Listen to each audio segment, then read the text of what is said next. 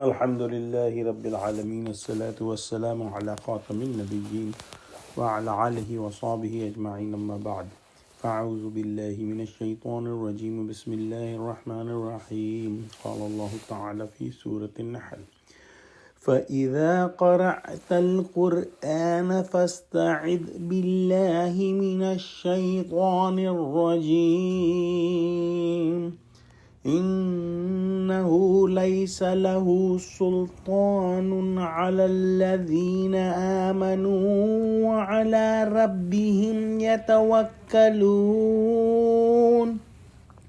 إنما سلطانه على الذين يتولونه والذين هم به مشركون۔ ترجمہ: اور جب تم قرآن پڑھنے لگو تو شیطان مردود سے پناہ مانگ لیا کرو کہ جو مومن ہیں اپنے پروردگار پر بھروسہ رکھتے ہیں ان پر اس کا کچھ زور نہیں چلتا، اس کا زور انہی لوگوں پر چلتا ہے جو اس کو رفیق بناتے ہیں اور اس کے وسوسے کے سبب خدا کے ساتھ شریک مقرر کرتے ہیں۔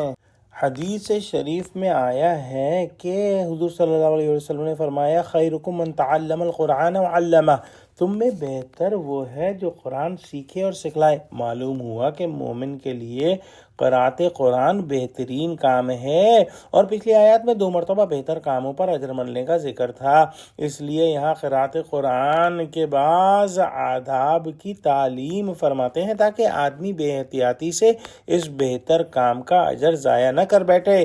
شیطان کی کوشش ہمیشہ یہی رہتی ہے کہ لوگوں کو نیک کاموں سے روکے، خصوصاً قرأت قرآن جیسے کام کو جو تمام نیکیوں کا سرچشمہ ہے۔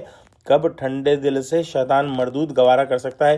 ضرور ہے کہ اس کوشش میں ہوگا کہ مومن کو اس سے باز رکھے، اور اس میں کامیاب نہ ہوا تو ایسی آفات میں مبتلا کر دے جو قرأت قرآن کا حقیقی فائدہ حاصل ہونے سے مانع ہوں۔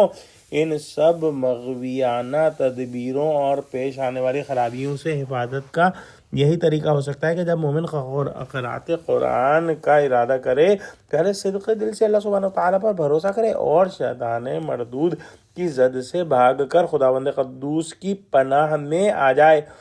اصل استغاثہ یعنی پناہ میں آنا تو دل سے ہے، مگر زبان اور دل کو موافق کرنے کے لیے مشروع ہے کہ ابتدائی قرأت میں زبان سے بھی اعوذ باللہ من الشیطان الرجیم پڑھے۔ پھر بیان ہوا کہ شیطان کا زور کس پر چلتا ہے اور کس پر نہیں چلتا، اور یہ نہایت اہم مسئلہ ہے ہم سب کے سمجھنے کے لیے کہ شیطان کیسے ہم کو گمراہ کر سکتا ہے۔ جس دل میں اللہ کا ذکر ہوتا ہے اس دن سے شیطان دور رہتا ہے۔ جس نے خدا پر بھروسہ کیا اور اللہ کی پناہ ڈھونڈی، اس پر شیطان زور سے حاوی نہیں ہو سکتا۔ اگر ایسا شخص کسی وقت محض تھوڑی دیر کے لیے بمقتضائے بشریت شیطان کے چکمے میں آ بھی گیا، اس کا وسوسہ سن بھی لیا، تب بھی شیطان اپنا قبضہ اور تسلط اس پر نہیں جما سکتا۔ بہت جلد اس کی آنکھ کھل جائے گی اور غفلت سے باہر آ جائے گا۔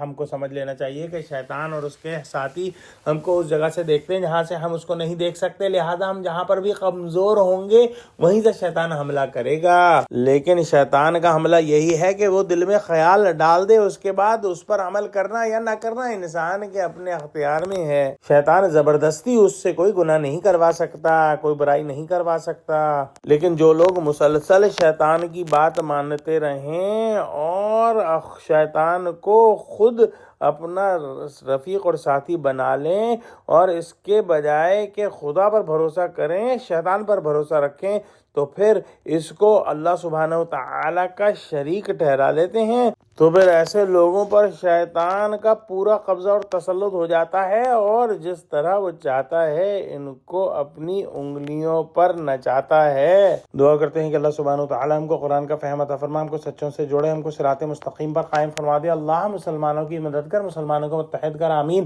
وآخر دعوانا ان الحمد للہ رب العالمین۔ السلام علیکم ورحمۃ اللہ وبرکاتہ۔